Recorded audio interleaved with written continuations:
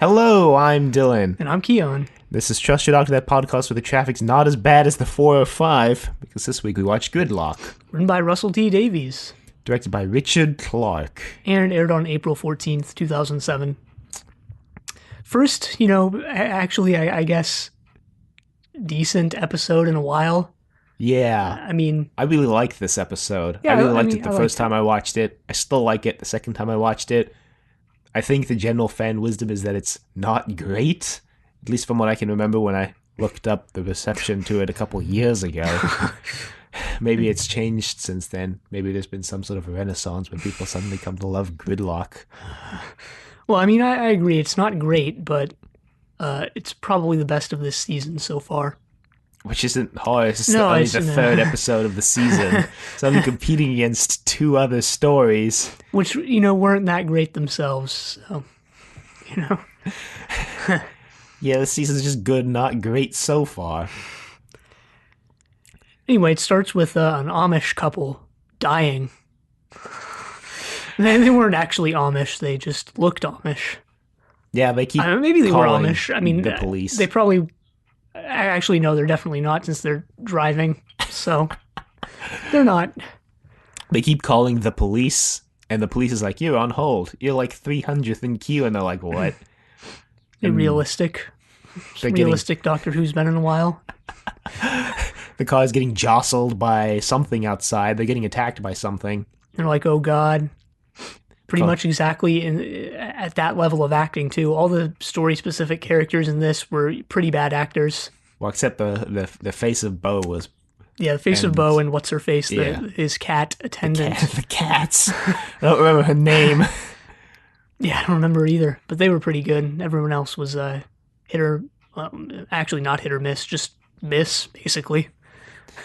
So they die. The couple dies to whatever mysterious creatures outside, and then we get the title sequence. Yeah, I wonder if it's gonna be a running trend in this season to have people die before the title sequence. Happened in Shakespeare Code, and happens again here.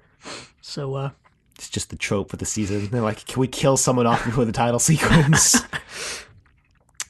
yeah, I didn't notice the Saxon reference, Mr. Saxon reference in this episode. I don't think there was one, because I didn't notice it Wow, either. So wow. they did go to the future with absolutely no reference to present day Earth anywhere in the story, really. Except for all the names. Yeah, I guess. So the Doctor and Martha in the TARDIS, and Martha's like, can we go to your planet then? Because the Doctor's like, so I said one trip, but we could stretch the definition. One trip into the past, one into the future. Yeah, and you knew something like this was coming. She's like, can we go to your planet? And he's like, no. He's like, why not? At first he's struggling to make up an excuse, but then he goes like, "Oh right, wouldn't be any fun for me. That's why I don't want to go there." And it's pretty good excuse. Yeah, that's pretty fair.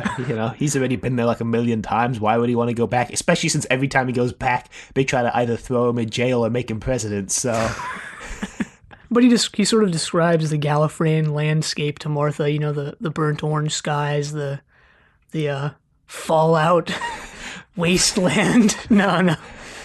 He describes the rolling hills of red grass or whatever. and also how the main citadel is in the giant glass dome. Yeah, was it in a glass dome in the Invasion of Time? I don't remember. Even if it wasn't, it might have not been just because they didn't have the budget to Yeah. pull it off. Maybe. So Martha's like, oh, okay. And he's like, yeah, we'll just go to New Earth. And you're like, wait a minute, Doctor. Doctor brings this up later. He's like, I've just been showing off. And Martha's like, you've just taking me to the same places you took Rose, haven't you? And he's like,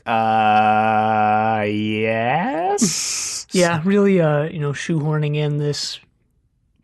I don't even know if I should call it a romantic subplot, because I don't know if it's romantic, nor do I even know if it's a subplot. But it just feels really shoehorned in and out of place. It's the Martha loves the Doctor, but the Doctor doesn't love her back subplot. Yeah, It's the unrequited love subplot. yeah, and they're. I'm not really going to judge this too harshly yet, but there might have been better ways to go about this. Yeah, because so they land and they're out in the slums of New York.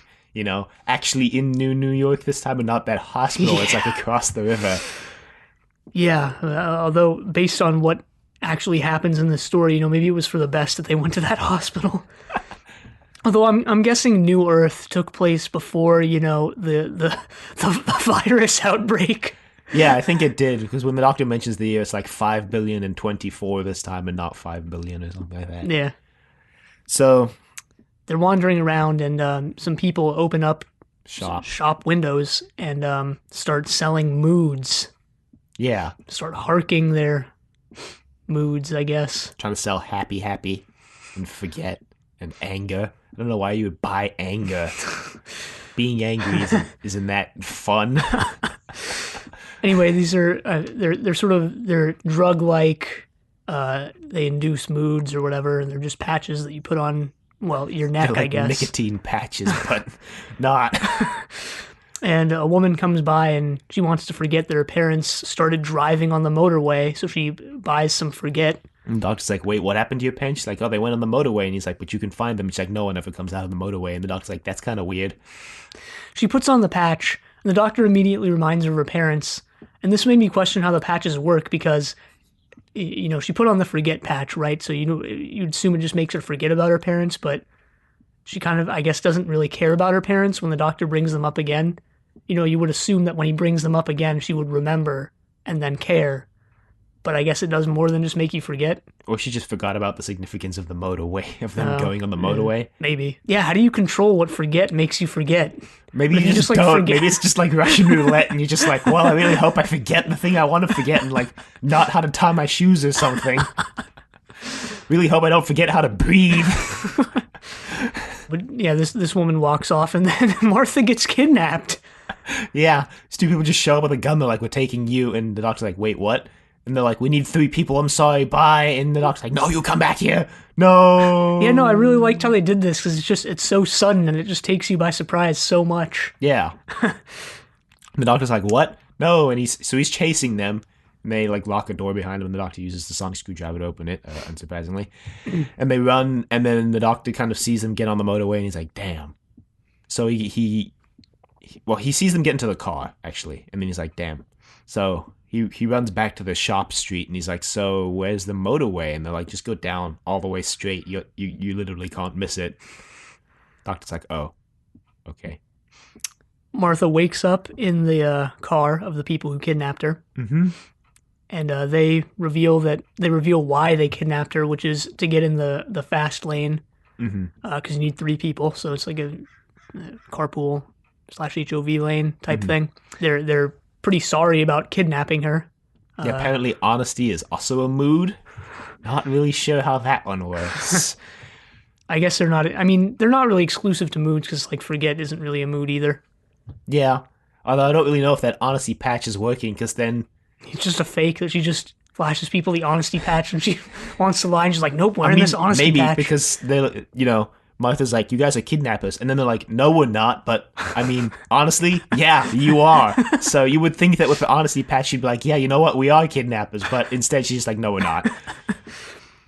Anyway, they needed to get into the fast lane to get to Brooklyn faster because there are apparently more job opportunities or the air's cleaner there or whatever. And they're going to have a baby soon.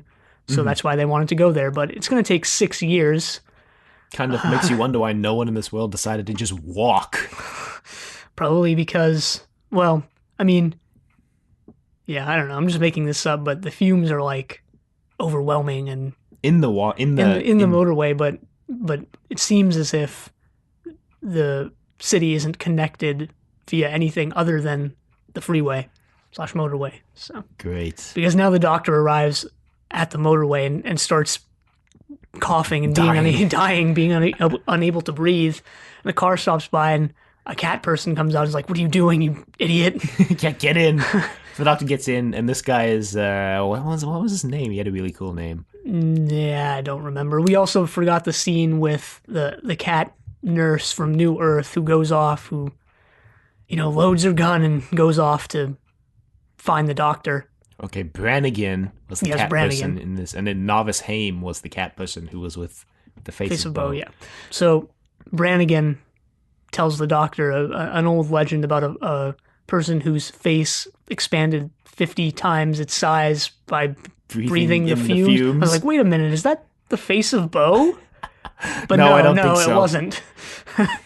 No, there's a big reveal involving the face of Bo at the end of the season. It's gonna blow your mind. But so The big reveal of who the villains in this were blew my mind. I told you you would be surprised. I also told you you'd never be able to guess who it is.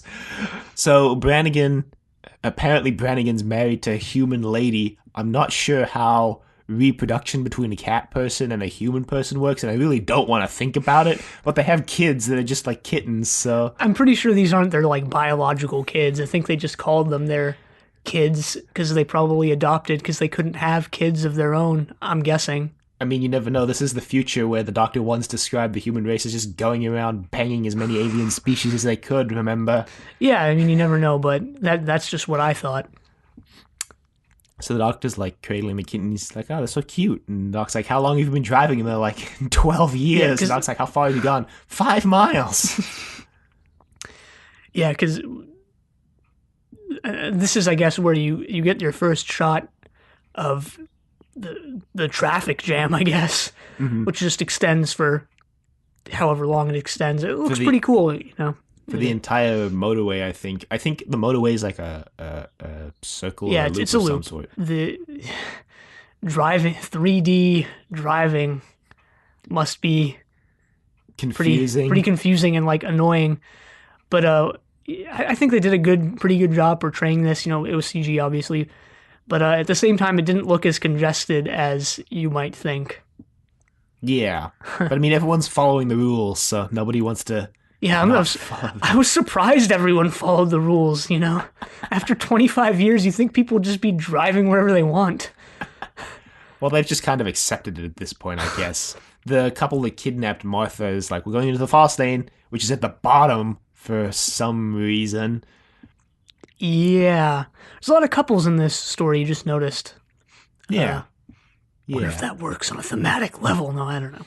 But the Doctor wants to get out, and he asks when the next stopping point is. And Brannigan's like, not for another 6 months. The Doctor's like, yeah, no. He's like, I gotta go after Martha. And Brannigan's like, no. He's like, we can go in the fast lane. There's 3 of us. And Brannigan's like, hell no. Yeah, you wonder why Brannigan doesn't want to get into the fast lane. But I guess you find out why soon enough. Well, the other couple, the one with Martha, mentions like the stories. And when the Doctor mentions the fast lanes, Brannigan's wife, I think her name was Victoria or something like that, is like, we're not talking about the fast lane. There's been stories, you know, and Brannigan's like, oh, come on. And she's like, no, we're not talking about it. So Brannigan probably knows the stories, and he's probably actually scared of them, unlike that couple with Martha. Yeah, because they tell Martha about stories of a creature who supposedly lurks in the fumes on the bottom level, you know, the fast lane. They're like, yeah, just stories. We'll take our chances. So they get down there, and because the guy thinks it's just the air vents, and Martha's like, look at the smoke. Do you think the air vents are working? They start hearing screeches and just screams of terror. And the guy's like, just the air vents, keep going. So the Doctor decides to drop down out of Brannigan's car into the one below it, and he'll just keep dropping down until he gets to the lowest level. So actually, before he does that, he asks Brannigan if they can call the police or something. They call him. It's just they just put on hold. So like, dang it, can we call anyone else on these things? And Brannigan's like, yeah, but only if you have the car number.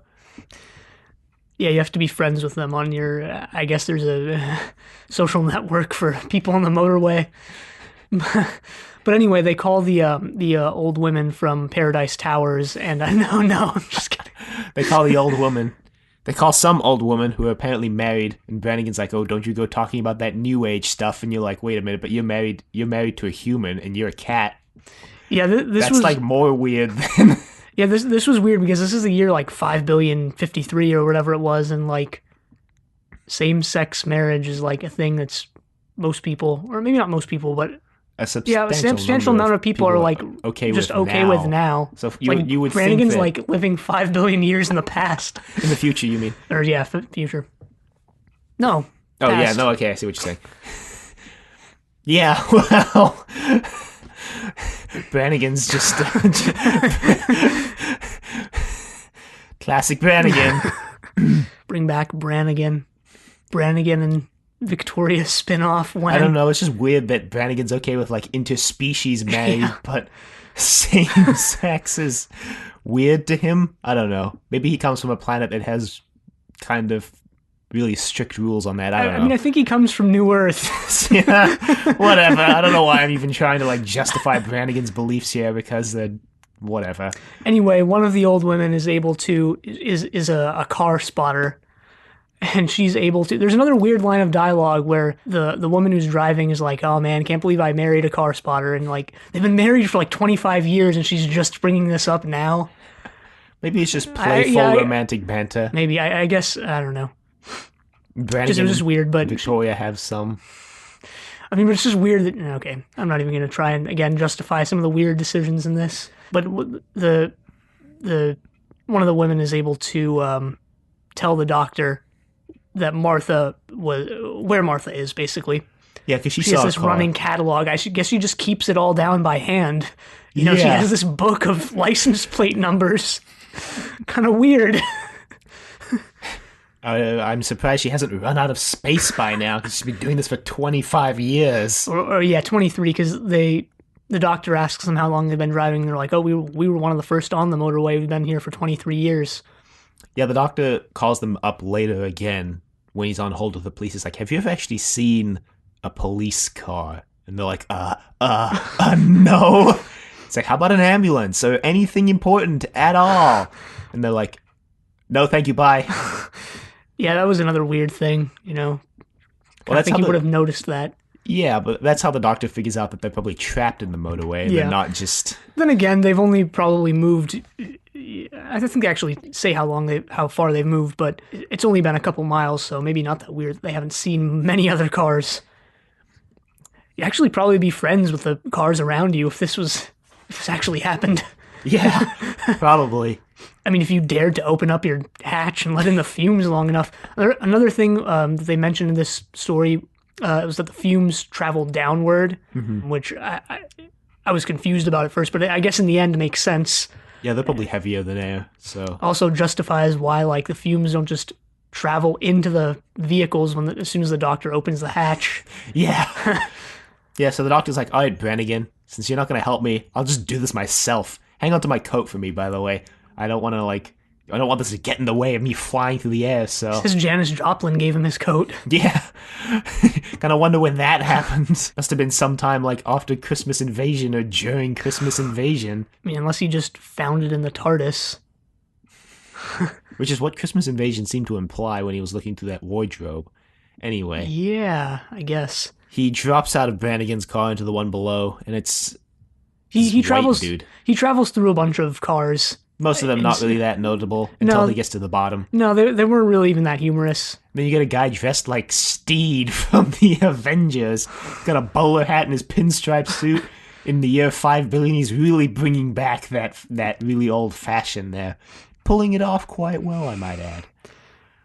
Yeah, he's I think the most prominent of these characters that the Doctor meets, but in the end, he's really inconsequential as well, so... There you go. He does give the Doctor water in one of those really annoying cups that are like pointed at the bottom so you can't put them down. You have to hold them to drink and then you either throw them away or get more water. That's like your only two options because they don't balance on the point. You just lay them down.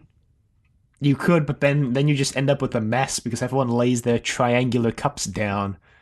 I don't know. I just find them really annoying. Yeah, they are really annoying. And this one's clear, which is... I've never seen a clear triangular cup. Not sure why I'm focusing on this cup so much. So, yeah, the doctor's like, are we at the bottom? And the guy's like, yep. So the doctor opens the hatch and looks and he's like, and the guy's like, you can't jump. You know that, right? You just die. And the doctor's like, I'm not gonna jump. I just want to look. All he sees are fumes, basically, but again, he can hear the same screams and just horrific sounds that Martha and the other two were hearing. And he sees something coming out of the fumes, but he doesn't know what yet.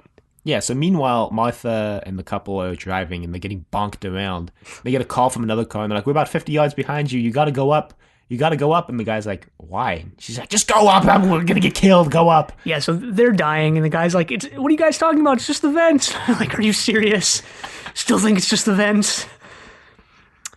But apparently the people in this other car die. Yeah, well, we never hear from them again, and we hear their blood-curdling screams over the radio, so... Then Martha comes up with this idea to turn everything off. She's like, look at the fumes out there. How can they see us? They're obviously tracking us through, like, something in the car being on, so turn it off. So he's like, okay, I mean... Yeah, either heat or sound or something, so the guy's like, all right, so he turns it off, but in order to keep the car's ventilation system or something going, car has to be on, so they have about 8 minutes of oxygen. They have 8 minutes of air.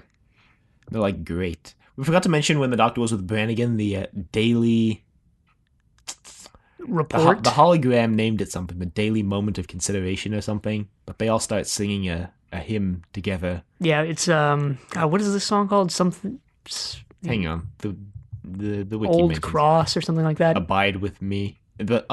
Rugged Old Cross. The Rugged Old Cross is what they sing on the motorway. The hymn that plays at the end of the story is Abide by me. So, yeah, Brannigan's like, we're not alone down here, Doctor, because we've got each other. And they start singing, I don't know, I liked this moment. It's like a little cheesy, but I liked it. Not a fan of vocal songs being used, and I mean that's a problem I have with like modern movies as well. A lot of the times they'll do this. A lot of superhero movies do this. A lot of the times they'll have an action scene and they'll play like a vocal song. I'm just never a fan of those moments. Barely any of them really land for me. Yeah, but in this one, it's not like incidental music. It's the people in. Yeah, it's the diegetic sound or whatever it's called. But still, I don't know. I liked it. Anyway, the doctor realizes that the creatures at the bottom of the motorway are the Macra from the Macra Terror. They aired like 50 years or 40 years before this story did. Somewhere between 40 and 50 years. The doctor mentions, not at this point, but a little later, how the Macra devolved from, I guess, Empire builders. Empire builders, a sentient species into more animal-like, basically just giant crabs. And yeah, before watching this, you were like, you're gonna just be like, wow, when they reveal who it is, and yeah, that was basically my reaction. It's like, really, the Macra? Now, see, I forgot what happened in the Macra Terror, but I guess it doesn't really matter. The Doctor and Ben killed all the Macra. Yeah, that's all I remember, that the Doctor and Ben massacre the Macra. Well, I remember the Macra being kind of interesting because it had that interesting concept of like... They were controlling everything from behind the scenes. They were controlling everything from behind the scenes, but also they had like bells every like 20 minutes, whatever, that told everybody what they had to do. So they had this super set schedule in this colony that they had to abide by, and that was what tipped the Doctor and Ben off to things being weird, and Polly. So when they arrive, they get royal treatment and massages and everything, but then there's all these bells and everybody's got this super strict schedule, and they're like, what is going on here? Yeah, the Macra Terror had that weird like social commentary about how everybody lives their life by the bell, I guess. But here, I don't really know if they expanded on that idea in any way. Well, I mean, this might be a little bit of a stretch, but the fact that they have the hymn singing at the same time every day may be a little bit of a reference to that whole superset schedule thing of the Macra Terror. Like they have, I mean, on the motorway, they don't have anything to do, but every day they always have time to sit down and sing their hymn at the same time every day. Yeah, I guess. And I'm sure there are people out there who've come up with probably pretty coherent theories or ideas about this, but I don't like this episode enough to either look those up or come up with anything on my own, so... I mean, yeah, I was thinking about it when I first watched Gridlock, because I first watched Gridlock pretty close to actually when we watched the Macra Terror, and I was like, that's kind of interesting. So I was like comparing them, and I think that the hymn singing, I think, is the biggest point of comparison you could draw, at least in what I was thinking of at the time, like between the bells of the Macra Terror and the hymn singing of Gridlock. But I don't know, I don't have a big problem with them bringing back the Macra, really. It's just kind of a left field choice. Yeah, no, I mean, I didn't think it detracted necessarily from the story. It was just kind of strange that they brought them back, really. And yeah, you wouldn't even really know who the Macra are if you just watched the reboot. Yeah. So it's really more of just like a little nod for the classic fans, like it's a villain. Yeah, and Russell T doesn't really write them in a way that you would need to have any background on them at all. Yeah. So then Sister Haim It's just Novice Haim. Yeah, Novice Haim. This is where the episode starts getting a little more boring, in my opinion. I mean, Yeah, there's some pretty cool reveals, Mm-hmm. but once it was revealed what the creature was in the fumes, it was kind of just that's it. Kind of like when when a horror movie reveals the monster and it's underwhelming, and you're like, well, I guess that's it then. This was scary until now, but the rest of the movie is just gonna not be as good. So Novice Haim shows up, and the doctor's like, Novice Haim, and he hugs him, and he's like, wait a minute, no, get away from me. You were experimenting on humans last time I was here. What? Why am I hugging you? Novice Haim's just like, but I've repented, and the doctor's like, oh, okay. Well, the doctor's more like, really? I don't believe you. You're going to come help me find Martha. And she's like, nope, you're coming with me. And he's like, wait, why? And he's like, he needs you. And the doctor's like, who's he? Why can't you just tell me what's going on? And she grabs him and teleports. Like, no, have to speak in cryptic language for the viewers. Why haven't you gotten that yet, Doctor? But the thing is, they've already revealed the face of Bo by this point, because there was that scene where she was talking with the face of Bo, and the face of Bo was like, yeah, but he that survived, was like, bring him to me. That was like 35 minutes ago, maybe you forgot. So she teleports the doctor away, and the doctor's like really angry. And it's like, you can teleport, so we're going back, and we're going to go find Martha. And she's like, I only had energy for one teleport. And the doctor's like, well, recharge them. And then she's like, there's no energy left. And also the Senate's dead, by the way, because the doctor wants to speak to the Senate. She's like, you're standing in the Senate. And they're all just dead. She's like, I am the Senate. No. I am the Senate. And then, you get a shot of this chamber, I guess, and it's filled with skeletons. They died where they were, I guess. Yeah. Because the virus only gave people 10 minutes. Maybe that guy was the first one who contracted the virus. The guy from New Earth who only had 10 minutes to live. No, I don't think so. No, I don't think so either. But yeah, she's like, there was a new mood called Bliss, and it mutated, and basically there was a virus. It became airborne. Last of the Gadarene connection. Just kidding. Right, because that's what Russell T was going for. And it mutated and went airborne and basically killed the entire world in 7 minutes. And the doctor's like, wow. And she's like, yeah, pretty much. Wow. I was saved because the face of Bo shrouded me in his smoke. Okay. Kind of a BS explanation, but, whatever.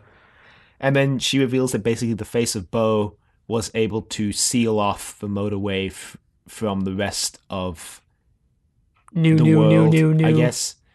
New York. Yeah. Which saved everyone on the motorway from getting killed by the virus. So she's like, trapped them down there. Yeah, in the process. She's like, they're not really, we didn't want to trap them. We were trying to save them, but the only way to save them was to trap them, and now there's not enough energy left to open the motorway again for everybody to leave. Doctor's like, well, we gotta open it. Well, the face of Bo asks him to save them. Because the doctor meets the face again. And the face is like, how's it going, old friend? And the doctor's like, I barely even know who you are. Why are you calling me old friend? Wait till the reveal at the end of the season. And so the guy's like, yeah, you gotta save him, Doctor. And the doctor's like, well, I think I can save him if I just rewire some bibbly bops and do some things. And he's like, all right, so it should be good to go. And he starts it up, and it's like, yes, no. And it like loses power, and he's like, damn it, the power is being redirected away from here. And then so the face of Bo basically, the face of Bo is like living off of the last of his life support, and he basically sacrifices the last of his power to power up the computers to open the motorway. Yeah, and he was already dying. He's been dying since New Earth. Mm-hmm. So I guess he just resigns to it, just uses the last of his lifespan to open save up the people, really. Yeah. The virus broke out 25 years ago.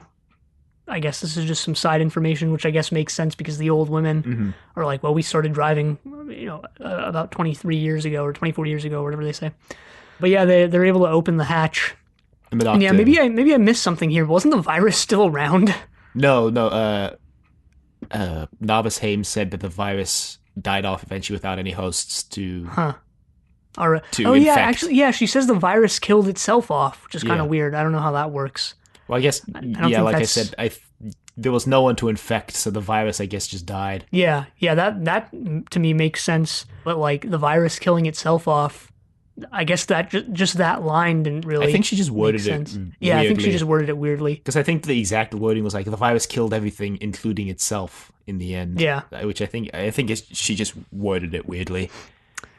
But yeah, anyway, they're able to open up the the hatches, and the doctor makes an announcement to everyone to drive up. Martha has a crisis of confidence in the car where she's like, if I die here, my parents won't even know. I didn't even consider. I just followed the doctor and I just Yeah. went and Again, here I am. kind of like Rose. Yeah. Actually, not kind of, almost exactly like Rose. And it's really weird how they set up Martha. I mean, when Martha was introduced, she was kind of Rose-like, maybe a little bit smarter, or maybe at least book smart. But now, in Shakespeare Code and this, her character is kind of, well, almost exactly like the bad aspects of Rose. Maybe the bad aspects of season 2 Rose, where her character started revolving mostly around the Doctor. Mm-hmm.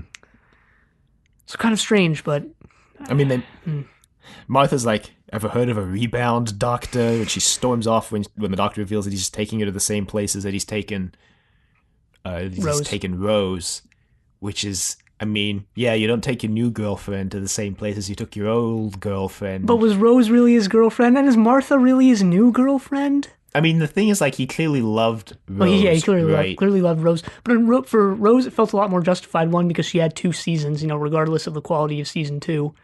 And it was kind of a novel thing. And now they're just doing it again, right away. I mean, I think the point that's trying to be made is that the Doctor, even though he keeps saying he's not replacing Rose, is definitely replacing Rose, which is why he's going to the same places, because he's trying to, it's revealed at the end, pretend that Gallifrey's still around. He's trying to pretend that Rose is basically still with him, really. Yeah, but like I've always mentioned, they just do the quote-unquote romantic aspect so bad. I kind of just wish they went back to the classic series, level of romance, which is none. Wait for Donna, which is that. Oh, okay, good. But I will give them credit for at least making the Doctor more complex of a character, really. I guess. With his companions. I guess. But then trying again, to pretend that Rose is still around is more complex than anything the Doctor ever did for any of his companions in the classic show, really. I guess. But the Time War stuff is good enough already. Yeah, that's true. Anyway, the cars people driving are pretty skeptical, considering they haven't seen sunlight in 25 years. Yeah, so the Doctor gets on the PA system, is like, yeah, the girl was just a hologram. You should all drive up now and be free. By the way, everyone's dead. And they're like, all right, I guess we can try it. So they do. Yeah, the city looks, brand new. No maintenance for 25 years, but everything looks spick and span. It looks kind of decrepit to me, at least in that final shot of the episode. Maybe, yeah, I don't know. Yeah, so they all fly out, and he sends Martha the coordinates, and then the face of Bo's glass starts cracking. The Doctor's like, no, you can't die on me now. And the face is like, my time has come, Doctor. It's pretty much unavoidable. He's like, remember that prophecy that I said I would make next time we met? Well, you're not alone, Doctor. That's the prophecy. Well, actually, Navis Haim brings up the prophecy, and the Doctor's like, don't you bring up that prophecy, because that means he's dying. And the face of Bo's like, it's time, Doctor. And Martha shows up as a Doctor. She's like really happy, and then she sees the Doctor basically weeping over the face of Bo's body, and she's like, "What? You mean his face?" Same thing, really. I mean, he has those tentacles. Okay, fine.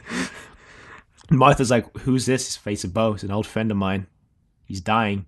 It wasn't really me who saved everyone today. It was the face of Bo, which is true. The Doctor just kind of rewired the machinery, but it was kind of a team effort. If the Doctor wasn't there to rewire the energy. But it was like 70-30 face of Bo, because the face of Bo was the one who saved them all from the virus in the first place. So I mean, I guess. Yeah, I guess probably Navis Haim could have just done it if the Doctor didn't. So I guess she just didn't know how.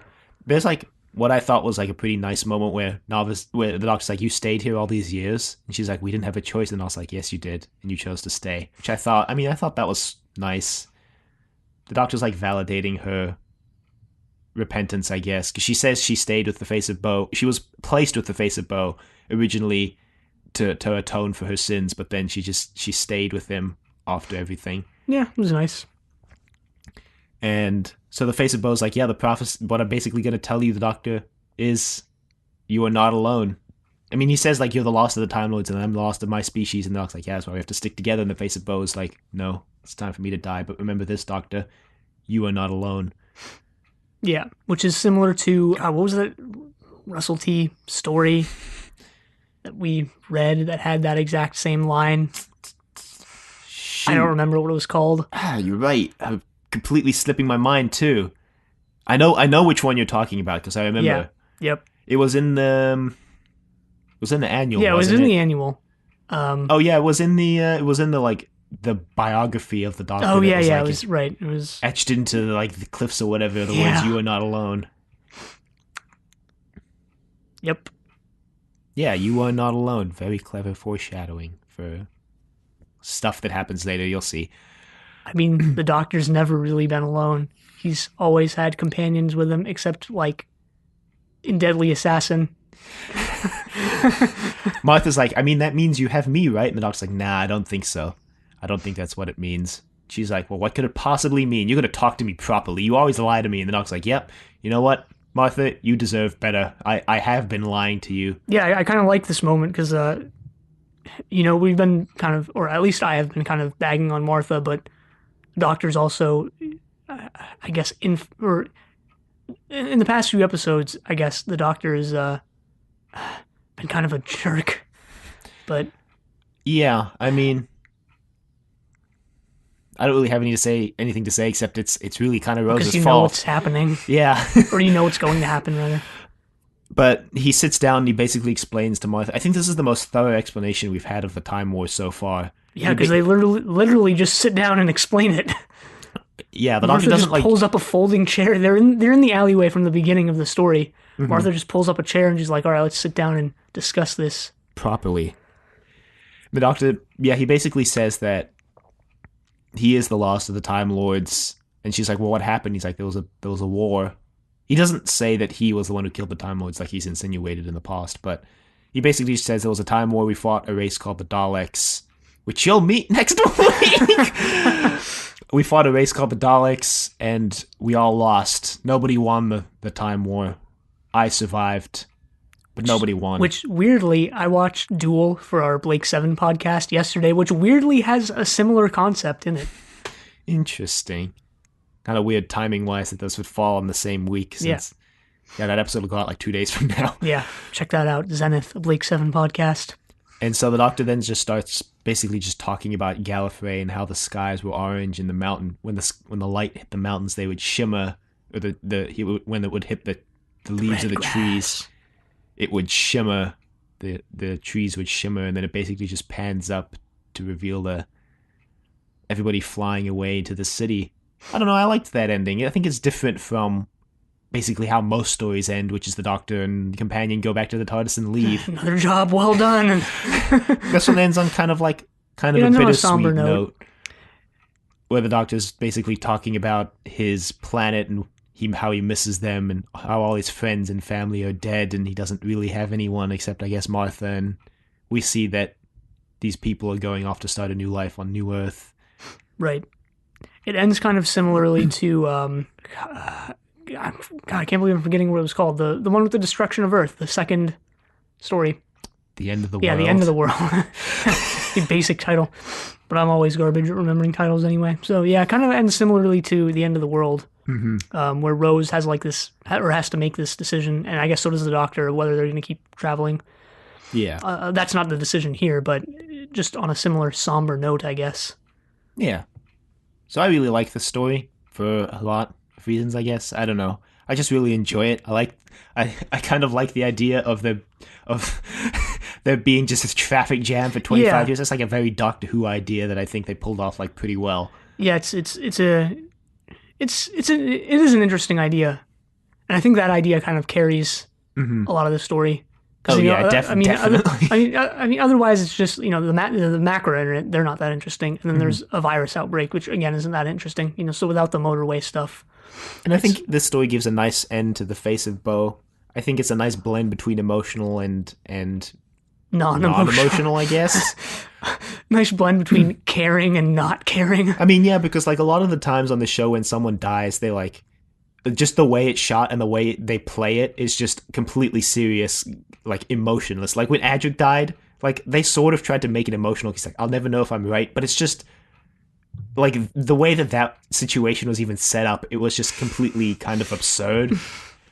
Or like when the guy dies in the Two Doctors in the restaurant, you're like, you can tell they kind of played it for emotion, but it's just so badly done that it's like almost laughable. But I think the story like handled the death of like a character who's somewhat recurring in like a pretty good way, I think. I guess, I mean, he leaves that prophecy, so there's that. Yeah, I guess. But I think he gets a good send-off. He gets to save everybody. He gets to die in the company of friends, I suppose. I don't know. Yeah, I think the Face of Bo is the only character who's appeared in all 3 seasons so far. If you're counting the 9th and 10th Doctor as different characters. Well, they are different seasons, so... The Face of Bo's appearance, I mean, would be in different seasons, even if the 9th and 10th Doctor... Yeah, that's what I'm saying. The Face of Bo is the only character who's appeared in all 3 seasons. Mm-hmm. Because he was in End of the World, New Earth, and now this. Yeah. And... At least I can't think of any other characters who've appeared in all 3.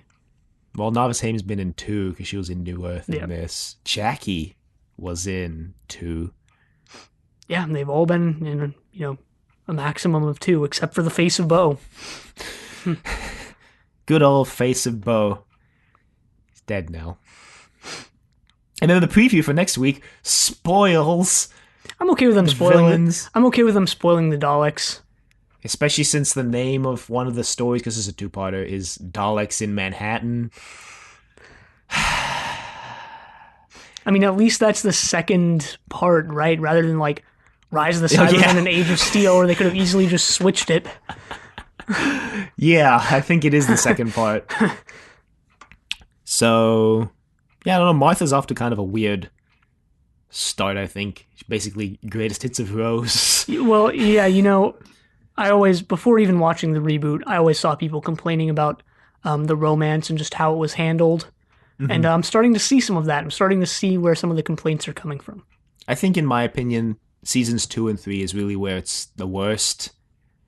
I think Russell T realizes that doing it again would be a bad choice, and I think Stephen Moffat, while he touches on the romance, I think even Stephen Moffat realized that to go so overt with it and to make it such a huge integral part of both characters is a mistake. So I think this season and the previous season really are where it's the worst. Yeah, I mean, I've definitely heard people say like I just couldn't watch after season 3 because of the teen romance. Mm-hmm. I just stopped at like season 2 or 3. Which is a real bummer. But we're not stopping. Because it gets a lot better. It's going to get worse before it gets better. You got to slog through this before. But I really think the Doctor at least gets some of his best character moments in this season, though, unrelated to the romance stuff. So you got to slog through the romance to get those gems. Just like how you have to slog through most of the classic series to get the gems. Yeah. Just like how you got to slog through like season 7 to get to season 8. Anyway. You can email us at thedoctor@decorativevegetable.com. Questions, comments, concerns, angry rants, love letters, your continued thoughts on Martha. Poor Martha. You can find us on Apple Podcasts and Google Play at Trust Your Doctor. Be sure to leave a rating if you like the show. Check us out on Facebook, Trust Your Doctor. Like us on Facebook. Also check us out on Twitter at TYD Podcast and follow us on Twitter. And next time we're watching Daleks in Manhattan and Evolution of the Daleks. I guess Daleks were in both of those titles. So that works, I guess. Until then, the end.